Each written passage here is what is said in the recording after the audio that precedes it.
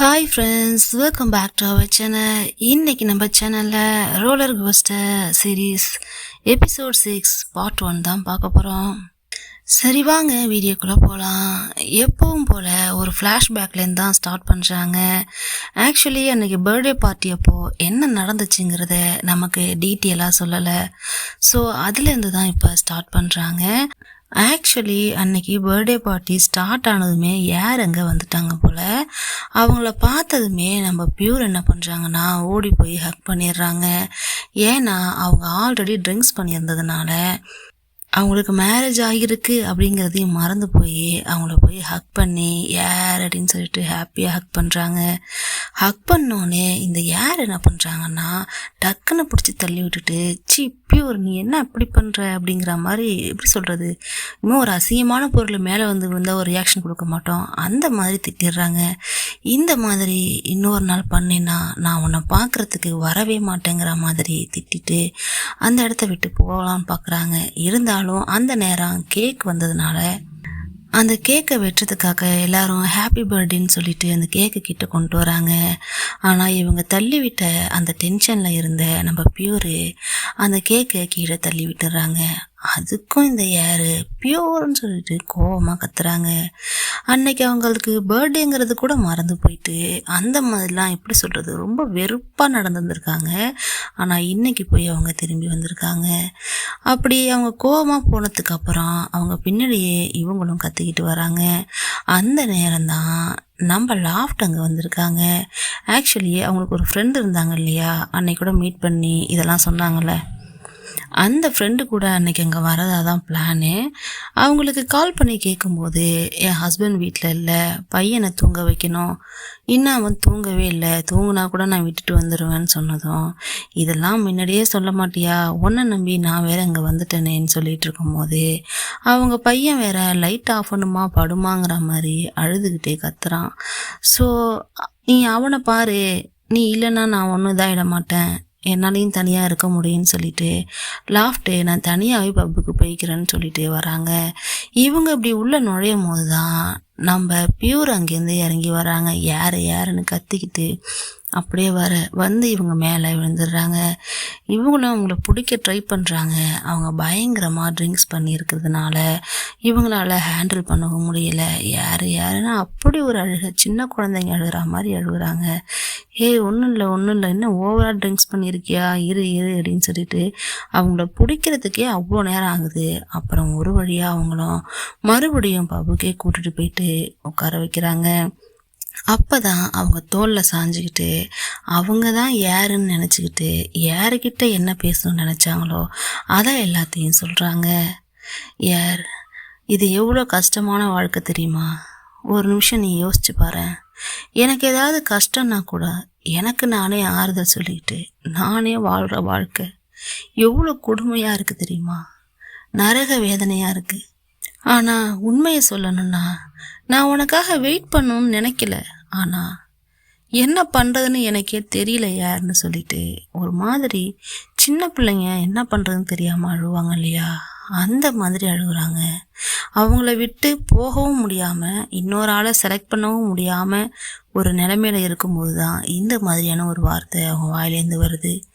அப்போ நம்ம லாஃப்ட் என்ன சொல்கிறாங்கன்னா, நீ எதுவுமே பண்ணணும்னு அவசியம் இல்லை, எதுவுமே பண்ணாமல் கம்முன்னு விடு, அதுவே சரியாயிடும். நீ ஏதாவது பண்ணணும், சேஞ்ச் பண்ணணும்னு நினச்சினா தான் அது உனக்கு கஷ்டமாகுங்கிற மாதிரி சொல்கிறாங்க. சொன்னதுமே என்னடா வாய்ஸ் வேறு மாதிரி இருக்கேன்னு சொல்லிட்டு நம்ம பியூர் எழுந்து பார்க்குறாங்க. பார்த்ததுமே அவங்க டாலரை தான் ஃபஸ்ட்டு பார்க்குறாங்க. அதுக்கப்புறம் தான் ஃபேஸை பார்க்க ட்ரை பண்ணுறாங்க. பட் கேப் போட்டிருக்கறதுனால சரியாக பார்க்கலன்னு வைங்களேன். ஓ யார் இல்லையா, சாரி நான் யாருன்னு நினச்சிட்டேன், சாரின்னு சொல்லிட்டு அந்த இடத்த விட்டு எழுந்து போக ட்ரை பண்ணுறாங்க. அவங்கள பிடிச்சி மறுபடியும் உட்கார வச்சு ஒன்றும் இல்லை, யார் இல்லைன்னா என்ன, நான் இருக்கேன், எனக்கு ஒன்றும் பிரச்சனை இல்லை, ஓகேவா? உங்களுக்கு நீங்களே ஒரு பொய்யை சொல்லிக்கிட்டு அதுக்குள்ளேயே வாழ்ந்துக்கிட்டு இருக்காதீங்க.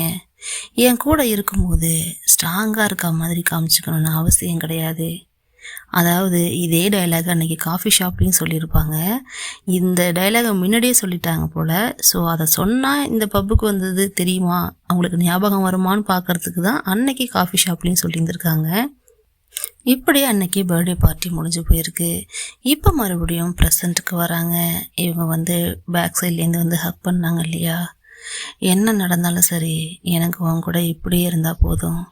கடைசி வரைக்கும் நான் உன் கூட இப்படியே இருந்தால் போதும். அது என்னவா வேணா இருக்கட்டும், யார் உன் கூடயே வாழ்ந்தாலும் பரவாயில்ல, எனக்கு இது மட்டும் போதும். இந்த நிமிஷம் மட்டும் எனக்கு லைஃப் லாங் இருந்தால் போதும்னு சொல்லிட்டு நான் அதை மீன் பண்ணி தான் சொல்கிறேன், உனக்கு புரியும்னு நினைக்கிறேன்னே லாஃப்ட்டு பியூர் கிட்ட சொல்கிறாங்க.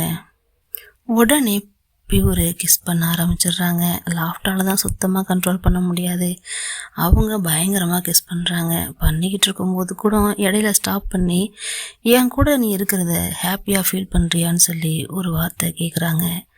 அதுக்கு நம்ம பியூரு, எஸ், இதில் என்ன டவுட்டு, உனக்கு என்ன ஆச்சு இப்போ, நீ ஓகே தானேன்னு சொல்லி கேட்கும் போது அப்போ தான் அவங்க சொல்கிறாங்க, நான் என்ன நினச்சேன்னா, யார் மறுபடியும் அவங்க கூட சேர்ந்துட்டா என்னால் உன்னை மீட் பண்ண முடியாதோ, என்னால் உன்னை மீட் பண்ண முடியாமல் நான் எப்படி இந்த உலகத்தில் வாழ்வேன்னு எனக்கு தெரியலன்னு சொன்னதும் லாஃப்ட், ஒன்றும் இல்லை லாஃப்ட்னு இவங்க சொல்ல, நீ கில்ட்டியாக ஃபீல் பண்ண வேணாம், ஏன்னா இது எல்லாமே என்னால் தான் நடந்துச்சு, நீ ஒன்றும் என் பின்னாடி சுற்றலை, நீ எதையுமே தப்பாக பண்ணல, நீ என்னை லவ் கூட பண்ணல, ஸோ அந்த மாதிரி கில்ட்டியாக ஃபீல் பண்ணாத, எல்லா தப்புமே என் மேலே தான், எல்லாமே நான் தான் பண்ணேன், நானாக தான் இதுக்குள்ளே வந்தேன்னு சொல்லிட்டு இவங்க மேலேயே எல்லாத்தையும் போட்டுக்கும் போது பியூர் என்ன சொல்கிறாங்கன்னா, இங்கே யாரும் யாரையும் ப்ளேம் பண்ண வேணாம் லாஃப்ட், இங்கே யாருமே தப்பு பண்ணல, எல்லாம் ஏதோ அப்படி நடந்துருச்சு, இருந்தாலும் நான் உங்ககிட்ட சாரி கேட்டுக்கிறேன்னு பியூரே லாஃப்ட் கிட்ட சாரி கேட்குறாங்க. சாரி கேட்டு முடிச்சதுமே மறுபடியும் இவங்க கிஸ் பண்ண ஆரம்பிச்சிடுறாங்க. நார்மலாலாம் இல்லை, இன்றைக்கி கொஞ்சம் ஓவரானே சொல்லலாம், அவ்வளோ முரட்டத்தனமாக கிஸ் பண்ணிகிட்ருக்காங்க ரெண்டு பேரும். கிஸ் பண்ணும் போது கூட லாஃப்ட் இல்லை I love you I love யூன்னு சொல்லிக்கிட்டே பண்ணுறாங்க. இப்படியே இன்றைக்கி நைட்டு முடிஞ்சிருது. விடிஞ்சதும் பார்த்திங்கன்னா நம்ம பியூருக்கு ஒரு கால் வருது. சரி யாருன்னு கேட்கலான்னு சொல்லிட்டு எடுத்து பார்த்தா வேறு யார், நம்ம யார் தான். எழுந்துட்டியான்னு சொல்லி கேட்டது திரும்பி இவங்க துடிச்சு எழுந்திருக்கிறாங்க. ஏன்னா ரெண்டு பேரும் கட்டி பிடிச்சிட்டு பெட்டில் படுத்துருக்காங்க.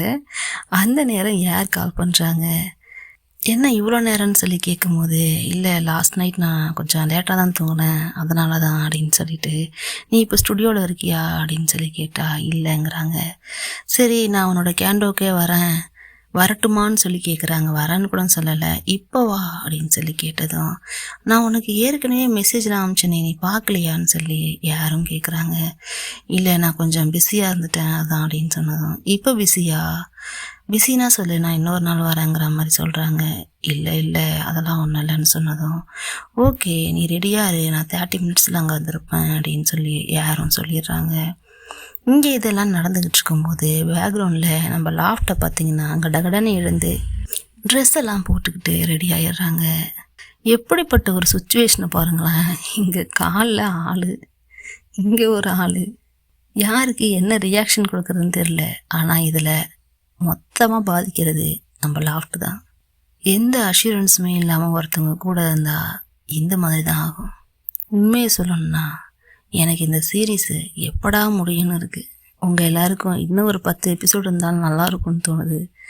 ஐயோ முடிஞ்சு தொலையணுண்டா சாமிங்கிற மாதிரி எனக்கு இருக்குது. இதை பார்க்கும்போது பேசும்போது அவ்வளோ வலிக்குது. லாஃப்ட் எல்லாத்தையும் எடுத்து போட்டுட்டு வாட்ச் எடுத்து போடுறாங்க. அப்போ போயிட்டு பியூரு பக்கத்தில் உட்காந்துக்கிட்டு அவங்களையே ஒரு மாதிரி சோகமாக பார்க்குறாங்க. அப்போ நம்ம லாஃப்ட் என்ன சொல்கிறாங்கன்னா, நான் இந்த இடத்த விட்டு கிளம்புறேன், யார் இங்கே வரும்போது நாங்கள் இருந்தால் சரி வராது, அவங்க தப்பாக நினைக்கிறதுக்கு வாய்ப்பு இருக்குது, ஸோ நான் இங்கேருந்து கிளம்புறேன்னு சொல்லிட்டு அவங்க கிளம்பிக்கிட்டு இருக்காங்க. அதை அப்படியே எப்படி சொல்கிறது, குறுகுறுன்னு பார்க்குறாங்க கூட சொல்ல முடியாது, பாவமாக பார்க்குறாங்க பியூரு. அவங்களுக்கு லாஃப்ட் இப்படி பண்ணுறதும் இப்படி பண்ணுறதுன்னு சொல்கிறத விட அவங்க நம்மளால் பாதிக்கப்பட்டாங்களேன்னு சொல்லிட்டு அதுவுமே பியூருக்கு கஷ்டமாக தான் இருக்குது. ரெண்டு பேரும் சோகமான ஒரு ஃபேஸோட மாற்றி பார்த்துக்கிட்டு இருக்காங்க. அப்படியே கிஸ் பண்ணுவாங்கன்னு பார்த்தா அதுதான் இல்லை, ஹக் பண்ணுறாங்க. அப்போவுமே நம்ம பியூருக்கு ஒரு மாதிரி அழுக வர மாதிரி இருக்குது.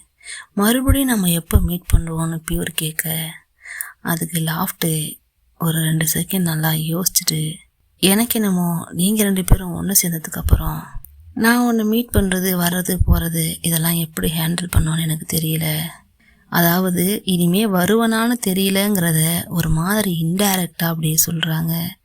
அதை கேட்க கேட்க பியூருக்கு கஷ்டமாக இருக்குது. அந்த மாதிரி ஒரு நாள் வரக்கூடாதுங்கிற மாதிரியான ஒரு பார்வை தான் அது பார்த்துட்டு இருக்காங்க.